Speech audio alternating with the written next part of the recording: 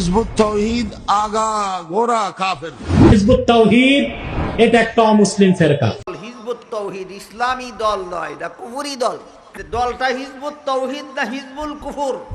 যারা মূলত আল্লাহ রসুল ইসলামের কথা বলবে কিন্তু আমাদের মুক্ত মাথাকে তারা গ্রহণ করবে। বর্তমানের হিজবুত তাওহীদ টোটালটা আগা গোড়া নাস্তিক্যবাদের মিশন। হিজবুত তাওহীদ নামক আরেকটা দল বাড়িছে।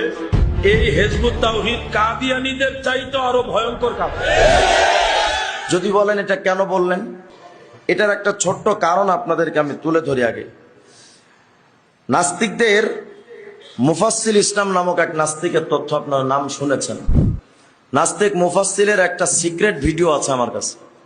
নাস্তিক মুফাসসিল বলেছে যে আমাদের নাস্তিকদের তো কোনো দেশ নাই, কোনো জাতি নাই, আমাদের থাকার জায়গাও নাই, আমাদের কেউ সৌদি আরবের কেউ বেইলি দিবে না।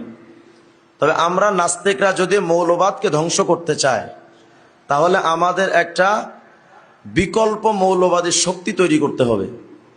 খুব খেয়াল করেন, আমাদের একটা বিকল্প মৌলবাদী শক্তি তৈরি করতে হবে যারা মূলত আল্লাহ রসুল ইসলামের কথা বলবে কিন্তু আমাদের মুক্ত মাথাকে তারা গ্রহণ করবে, আমাদের মুক্ত চেতনাকে তারা গ্রহণ করবে। এক কথায় নাস্তিকদের সমস্ত মতবাদ যারা মেনে নিবে তারা মুখে মুখে ইসলামের কথা বলবে কিন্তু কাজে কর্মে তারা নাস্তিক্যবাদ প্রচার করবে। ভিডিওটা আমি আপনাদেরকে সংক্ষিপ্ত